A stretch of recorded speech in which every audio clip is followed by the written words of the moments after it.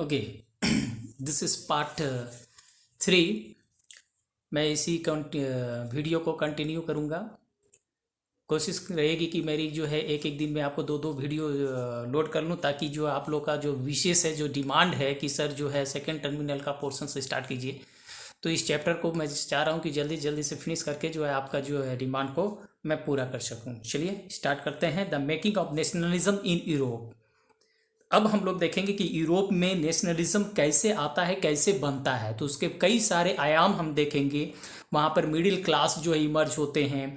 Middle class कैसे emerge होते हैं, क्या पहले ये मिडिल क्लास नहीं थे? तो उसके बारे में हम लोग पढ़ेंगे कि आखिर मिडिल क्लास आए कैसे और इन्होंने क्या समाज में परिवर्तन लाने का काम किया। उस चीज़ को भी हम लोग इस टॉपिक में कवर करेंगे। फिर देखेंगे कि यही नेशनलिज्म का जो ब्रॉड मीनिंग हो जाता है सभी चीज़ में। ठीक है, जैसे हम लोग सिविल डिसओबीडियंस मूवमेंट जब हम लोग देखते हैं इंडिया में, गांधी जी का उनका आए मतलब जो है हर सोसाइटी के लोग जो है, हर वर्ग के लोग जो है उसको अलग अलग रूप में समझते हैं।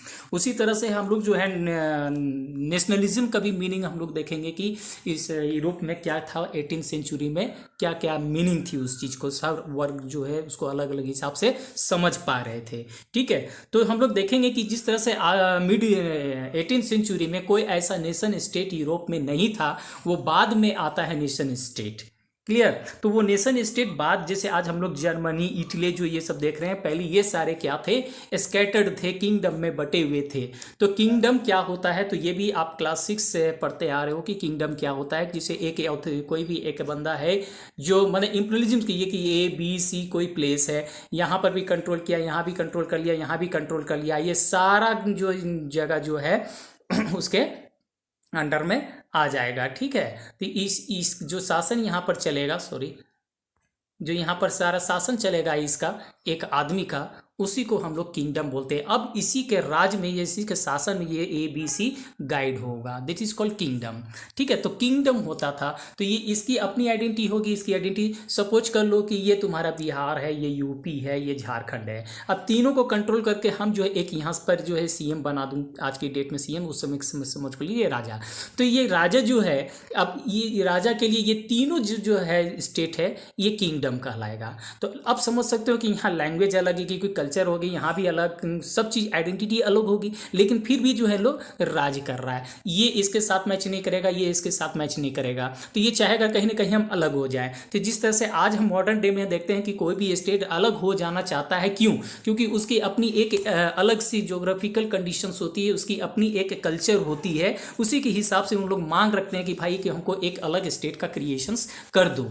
और इसी क्रम में हम देखते हैं कि 3 स्टेट जो अभी रिसेंटली जो फॉर्म हुआ, छत्तीसगढ़, झारखंड, है ना, तो इसी बेसिस पे उत्तराखंड, इसी बेसिस पे, क्योंकि वहाँ का कल्चर लैंग्वेज कुछ अलग था। तो उस समय भी यही था कि जो किंगडम होते थे उसके अंदर जितने भी जगह थे, लोग थे, वो लोग धीरे धीरे अब डिमांड करने लगेंगे कि भाई मुझे भी अलग हो जाना चाहिए। और यही फीलिंग्स किसके द्वारा आया? यही नेशनलिज्म की फीलिंग आती है, जो हम देखेंगे कि मिडिल क्लास के फैमिली जो है नेशनलिज्म की भावना को जगाने में काम करेंगे। तो कुछ फिर यहाँ से आता है कि कैसे आता है वो हम देखेंगे। तो एक आपका टॉपिक आ जाता है aristocracy and the new middle class. एक टॉपिक का आता है कि यहाँ पर देखिए कि aristocracy and the new middle class. ठीक है, यहाँ पर देखिए एक टॉपिक आएगा, यस, ये देखिए। तो ये कैसे है? अरिस्टोक्रेसी का मतलब पहले हमको समझेंगे, इस टर्म्स का मतलब समझेंगे, तब हम समझ पाएंगे कि न्यू मिडिल क्लास क्या है। तो अरिस्टोक्रेसी का मतलब होता है कि एब्सोल्यूट्स जहाँ पर होते हैं, ठीक है, वहाँ पर ऐसा गवर्नमेंट होता है जहाँ पर एक ही पर्सन का जो है अधिकार होता है, उसके ऊपर किसी का नहीं होता। तो आप समझ नहीं पाओगे डिस्पोटिज्म, अरिस्टोक्रेसी, है ना। तो ये सारे वर्ड कई सारे सिमिलर है, एक फॉर्म ऑफ गवर्नमेंट है ऑटोक्रेसी। तो जिसमें क्या है, ऑटोक्रेसी मोनार्कीज है जिसमें government in which one person has uncontrolled और अनलिमिटेड अथॉरिटी। एक ही पर्सन के पास अनलिमिटेड अथॉरिटी होगी, कोई भी उसके ऊपर के चेक नहीं कर सकता है, वो अपनी मर्जी से जो है किसी को जजमेंट सुना सकता है, फैसला ले सकता है। That is called aristocracy, right. तो यूरोप में बहुत सारे किंगडम्स थे, वहां पर एरिस्टोक्रेसी चल रही थी। और इसी क्रम में हम देखेंगे कि एरिस्टोक्रेसी का न्यू मिडिल क्लास से कैसे जो है कनेक्शन फिट बैठता है।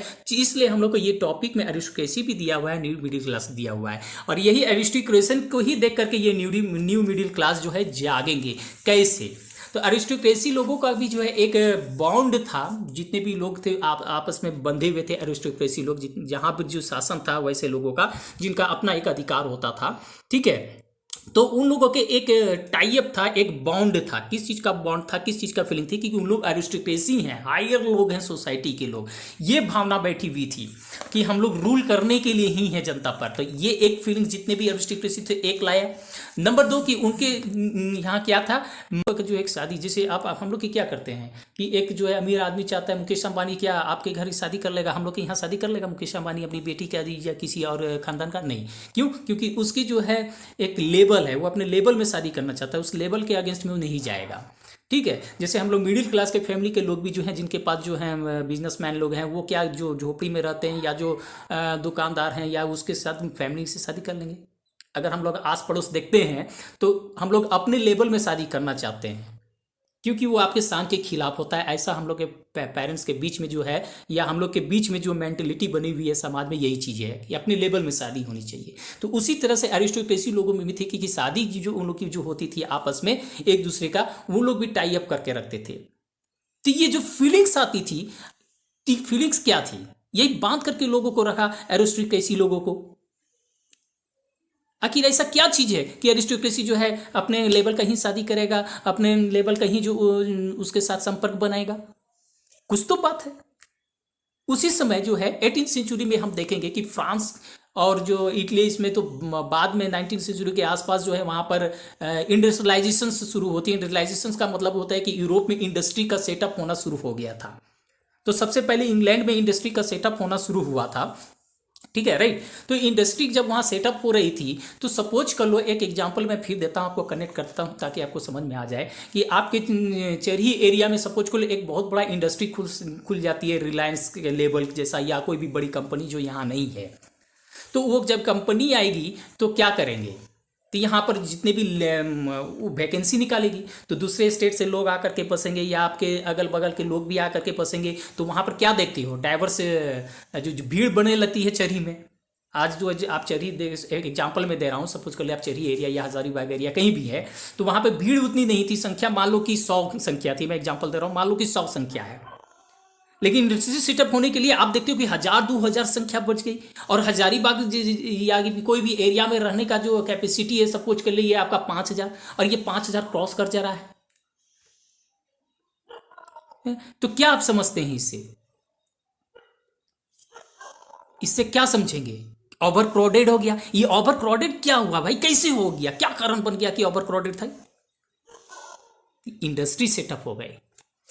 तो उसी तरह से जब इंडस्ट्री यहाँ पर सेटअप हो गई, तो अब सपोज के लिए ठीक है ओवर क्राउडेड हो गया मान लिए, तो अब इसमें जो होंगे, जो जिनके पास पैसे कमाने का सोर्सेस होगा, जो हायर पोस्ट में उनके पैसे ज़्यादा हो जाएंगे, जो लोअर का होंगे उनके पास कम पैसे होंगे, है ना।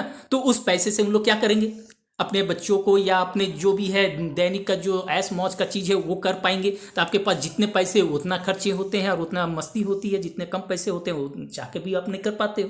तो ठीक उसी प्रकार जो है यहाँ पे इंडस्ट्रीज जो आगे न्यू मिडिल क्लास फैमिली आ जाते हैं, मिडिल क्लास फैमिली आ जाते हैं इंडस्ट्रीज के चलते। कौन कौन मिडिल क्लास फैमिली आएंगे, जैसे आपके टीचर्स होंगे, लॉयर्स होंगे, बिजनेसमैन होंगे, है ना। जितना आज हम लोग डेट में जो मिडिल क्लास जो हम लोग बोलते हैं, मिडिल क्लास यहीं से आते हैं, जो हम लोग अपने आप को मिडिल क्लास की फैमिली को मानते हैं, राइट।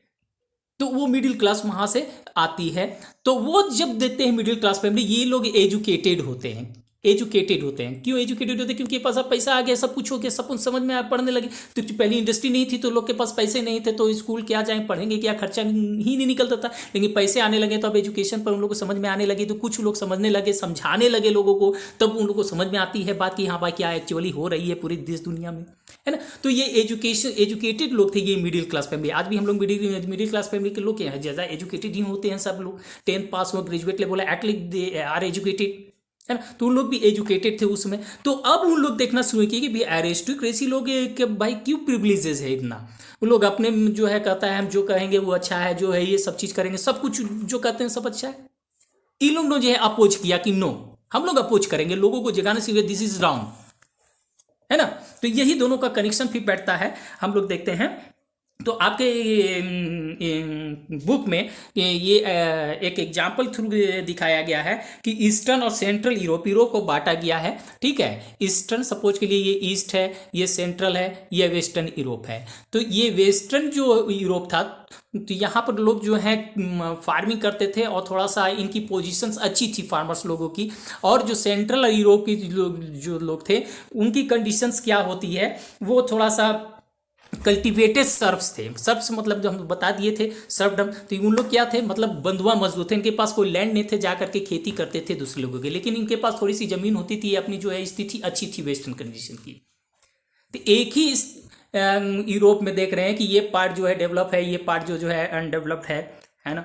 तो अब हम लोग देखेंगे इसी पार्ट से जो है निकल करके हमारी जो है मिडिल क्लास फैमिली निकल करके आते हैं। राइट, अच्छा चलिए अब हम लोग देखेंगे कि भाई यही मिडिल क्लास जो है एवोल्यूशंस करना शुरू कर देंगे प्रिविलेजेस का, जो हमारे जो एरिस्टोक्रेसी लोगों के पास थी। मतलब कुछ उनके पास जो फैसिलिटीज थी जो अपना एंजॉय कर रहे थे, उसके अगेंस्ट में अब इन लोग मिडिल क्लास फैमिली खड़े हो जाते हैं। तो फिर एक नेक्स्ट टॉपिक आ जाता है, नेक्स्ट स्लाइड, कि what did liberal nationalism stand for. यही जो है हमारा जो है लिबरल का मतलब जो है नेशनलिज्म। ठीक है, what did liberal nationalism stand for. अब यहां एक वर्ड जुड़ जाता है नेशनलिज्म के पहले, लिबरल। जिससे सब जानते हो कि हम लिबरल हैं, या कोई भी बोलते हो कि लिबरल है, उदार है जिसको बोलते हो। लेकिन यहां पर वो कॉन्सेप्ट नहीं है, यहां पर एक लैटिन वर्ड है लिबरल, जिसका मतलब होता है फ्री। इसका मतलब कोई सोसाइटी में वैसा कुछ हो रहा होगा, उसी से उन लोग जो है अपने आप को फ्री करना चाहते हैं। वैसी सोच, वैसी फीलिंग्स को नेशनलिज्म ही तो कहेंगे। मैंने बता दी थी एक फीलिंग्स है कि किसके प्रति फीलिंग्स है, फ्री होने का, है ना। तो वहां पर किस चीज से फ्री होंगे, तो हम देखेंगे दो तरीके से फ्री होंगे वो लोग। लिबरल होना चाहते हैं, छूट देना चाहते हैं कि भैया हमारे नेशनलिज्म, हमारी फीलिंग ऐसी है कि यहाँ पर कुछ छूट होनी चाहिए। क्या छूट होनी चाहिए, पॉलिटिकली और इकोनॉमिकली। उन लोग कहते हैं कि भैया हमारे पास ऐसे गवर्नमेंट का स्ट्रक्चर होना चाहिए, लोगों के द्वारा चुना दिया जाए, जैसे फ्रेंच रेवोल्यूशन में हमने देखा था, वहां पर जो चुने जाते हैं लोग। राइट, अब यहां पर भी हम लोग देखेंगे कि यहां पर गवर्नमेंट भी जो बनेगा by consent. By consent, consent का मतलब क्या होता है कि राजी होना चाहिए। किसके राजी होना चाहिए, जनता। अगर जनता राजी है तो उसके राजी कैसे होगा, वोट देंगे, हम अच्छा पसंद करेंगे, हमारे पसंद के लायक हो तभी तो हम कॉन्सेंट देंगे उसको। तो वो फीलिंग्स उन लोग डेवलप किए थे। नेशनलिज्म का मतलब यही फीलिंग है वहां पर कि भाई हम फ्री चाहते हैं, ये ऐसे शासन से हम ऐसा भावना लाना चाहते हैं, ऐसी सोच लाना चाहते हैं कि हमारे गवर्नमेंट ऐसा होना चाहिए जो क्या होना चाहिए, अरे बस में कॉन्सेप्ट के द्वारा होना चाहिए। लेकिन हम देखते हैं यहाँ पर क्या देखते हैं कि फ्रेंच रेवोल्यूशन में इक्वलिटी बिफोर लॉ की बात की जाती है, लेकिन वो काफ़ी हद तक साबित नहीं होता है। इक्वलिटी बिफोर लॉ, कानून के समक्ष सब कोई बराबर। क्यों, क्योंकि हम देख चुके थे औरतों को और वैसे मैन के पास जिसके पास प्रॉपर्टी नहीं थी उसको वोट देने का अधिकार नहीं था, और वैसे लोगों को वोट देने का अधिकार था जिसके पास पैसे हो और कम से कम 3 दिन का खर्चा जो है एक लेबर को देने के पास उसका पैसा हो, उसी को वोट देने का अधिकार था। तो क्या ये इक्वेलिटी थी? क्या जो नेशनलिज्म की बात कर रहे हैं, फ्री जो फीलिंग्स आ रही है, फ्री किस चीज का फ्री, यही तो फ्री है जो पॉलिटिकल हम लोग को नहीं दिया गया था, वुमेन और जो है मेन को। इन लोग भी तो डिमांड करेंगे ना, लिबरल होना चाहिए भाई, फ्री करो इस सिस्टम से, हम यही सोच रखे हैं, फ्री करो। That is called liberal and the feeling is called nationalism. Right, तो ये सारी चीज है। और हम लोग देखेंगे इकोनॉमिक के क्षेत्र में भी जो है ये लिबरलिज्म आता है। वहां भी इकोनॉमिक सेक्टर में जो बिजनेस क्लास के लोग होंगे उन लोग भी सोचते होंगे फ्री करो भाई।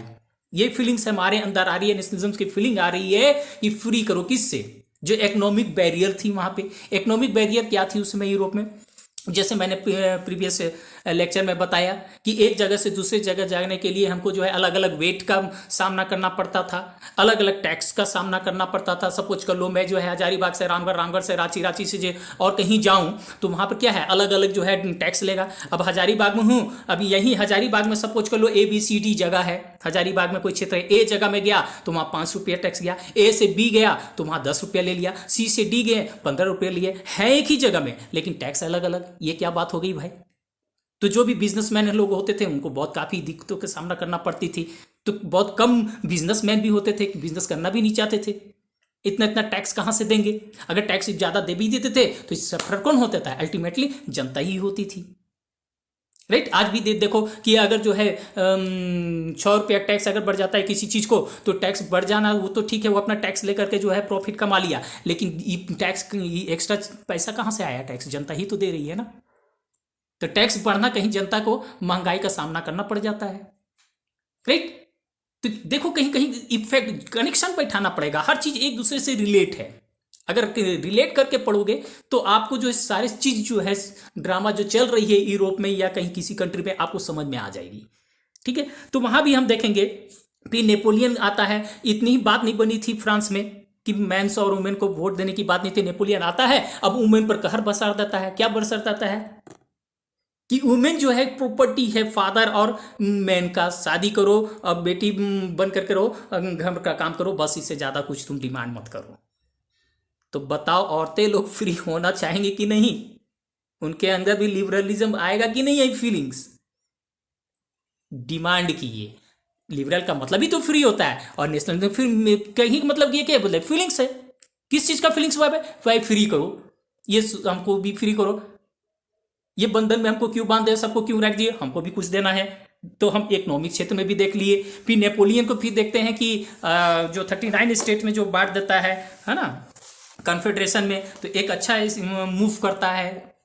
जब नेपोलियन जो है जर्मनी जो है बहुत बड़े भागों में बटा हुआ था, राइट, तो बड़े बड़े किंगडम में बटा हुआ था, तो वहाँ पर शासन करना इतनी इजी नहीं हो पा रहा था। तो जी नेपोलियन ने क्या किया कि पूरे जर्मनी को 39 कन्फेडरेशन में बांट दिया।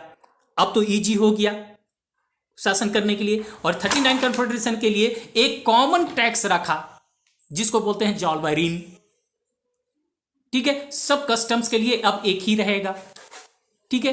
एक ये चीज हो गया। चलिए अब देखेंगे न्यू कंजर्वेटिव्स आफ्टर 1815। अब 1815 के बाद हम लोग देखेंगे कि न्यू कंजर्वेटिव्स आ जाते हैं। तो कंजर्वेटिव वर्ड क्या होता है उसको पहले हम लोग समझ ले, उसके बाद हम लोग बात करेंगे आगे। कंजर्वेटिव जैसे नाम भी है, कंजर्व करके रखना, बचा के रखना, सुरक्षित करेंगे। उस जो चीज खत्म हो गई उसको फिर कंजर्व करके, जैसे कंजर्वेशन ऑफ वाटर पढ़ते हो, why there is conservation of water, ऐसे क्वेश्चन पढ़ते हो। तो उसी तरह से कंजर्वेटिव जो आते हैं लोग कब आते हैं? 1815 में आते हैं। तो ये कंजर्वेटिव कौन होते हैं? कौन बचाना चाहते हैं? वही लोग जिसने नेपोलियन ने सबको मार के भगाया था, सबके टेरिटरी को जीता। तो जितने भी यूरोपियन लोग थे वो लोग तो हड़कंप मच गया कि भाई नेपोलियन सारे को जीत लेगा भाई। तो सारे यूरोपियंस, कुछ यूरोपियंस में कौन कौन जो मुख्य मेनली थे, ठीक है ना, जैसे इंग्लैंड थे, रसिया थे, प्रशिया थे, फ्रांस थे, फ्रांस, ये सारे लोग मिल करके क्या किए, ऑस्ट्रिया थे, ये सारे मिल करके जो है अटैक किए फ्रांस पे और उसको हराते हैं नेपोलियन को। अपने बचाओ भाई। तो यही लोग वियना में, वियना के ऑस्ट्रिया के उसमें राजधानी वियना थी, वहीं पर बैठते, इसीलिए कहा जाता है कांग्रेस ऑफ वियना। कांग्रेस कोई पॉलिटिकल पार्टी मत समझ लेना, कांग्रेस पार्टी नहीं। कांग्रेस का मतलब होता है बैठक, सब एक जगह बैठक। तो ये बैठक हुई थी, मैंने मीटिंग समझो कि मीटिंग हुई थी वियना में, इसलिए नाम दिया कांग्रेस ऑफ वियना। कब हुई थी? 1850 में। तो ये क्वेश्चन भी एक नंबर के लिए आता है कि कांग्रेस ऑफ वियना कब हुई थी और इसमें कौन कौन से कंट्री शामिल थी वो भी आता है। सेकेंड क्वेश्चन आता है कि वियना कांग्रेस मीटिंग में लीडर कौन थे, प्रेसिडेंट कौन थे, कौन इसकी अध्यक्षता कर रहे थे, राइट। तो इतने तरह से क्वेश्चन इसमें बनती है। तो चलिए, तो न्यू कंजर्वेटिव्स आ जाते हैं, तो उन लोग क्या करेंगे? नेपोलियन को हटा करके वहां मीटिंग किया करते हैं, कंजर्व करेंगे। जो नेपोलियन ने जो चेंजेस लाया था यूरोप में, उसको क्या किया, उसने चेंजेस करना शुरू किया कि ना चेंजेस करो भाई, हम चाहते हैं कि पुराना हमारा चर्च हो, पुरानी सोसाइटी हो, पुरानी जो है सारी चीज हम लोग रिस्टोर हो जाए, जो नेपोलियन ने चेंजेस किया। तभी जो कंजर्वेटिव होंगे। ट्रेडिशनली जो चीज थी सारी चीज को वापस लाओ, दे वेयर कॉल्ड कंजर्वेटिव्स। लेकिन कंजर्वेटिव में भी कई दो भाग में बढ़ गए।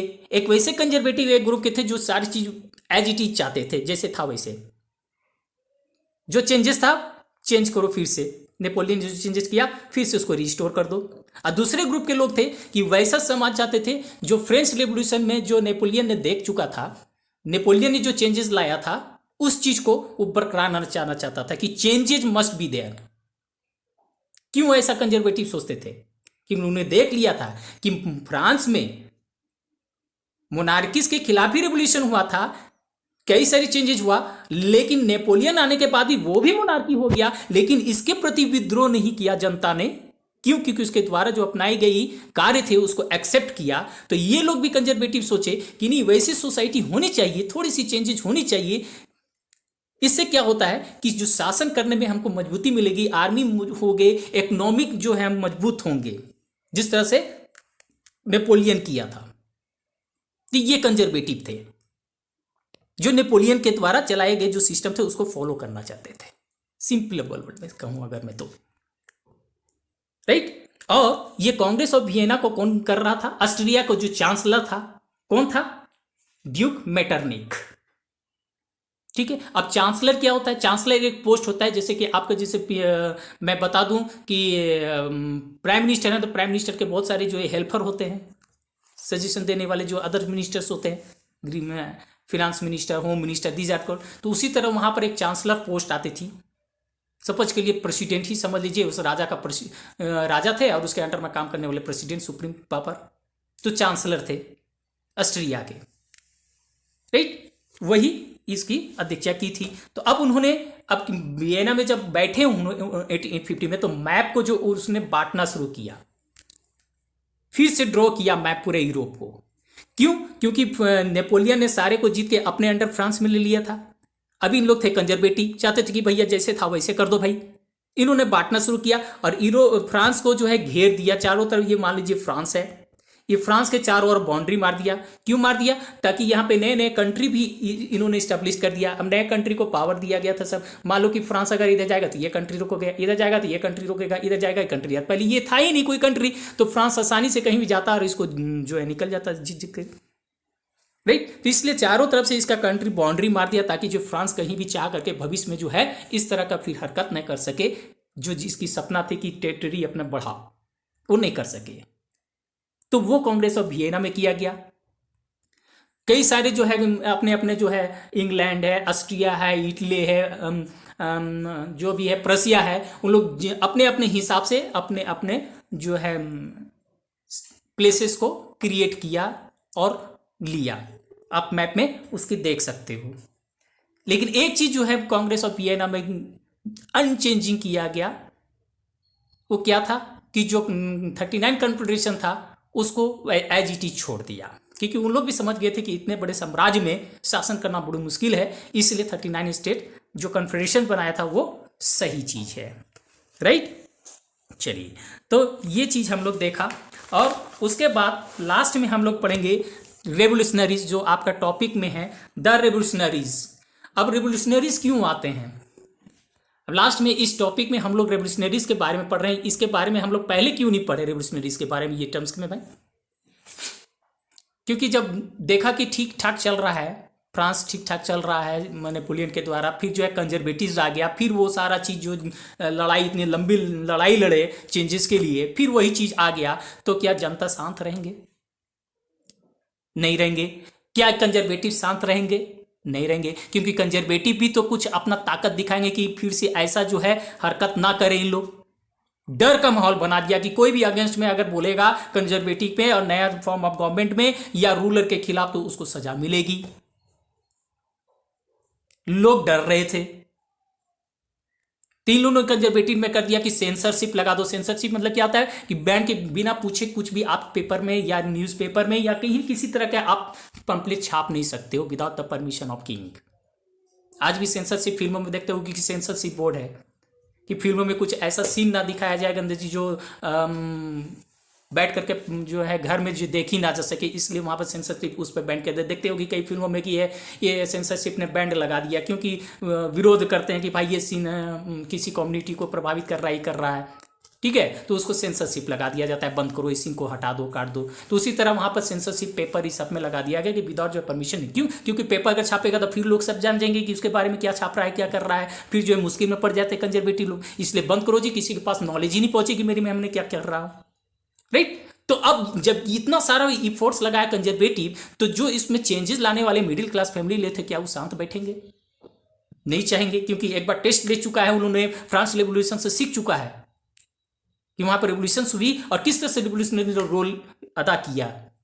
उसी तरह यहां भी रिवोल्यूशनरीज लोग भी आते हैं, और रिवोल्यूशनरी जो है एक आपका जो है फ्रांस के ज्यूसेप मैजिनी बहुत ही इंपॉर्टेंट कैरेक्टर है, इनके बारे में क्वेश्चन आता है, right the source notes on Giuseppe Mazzini, right.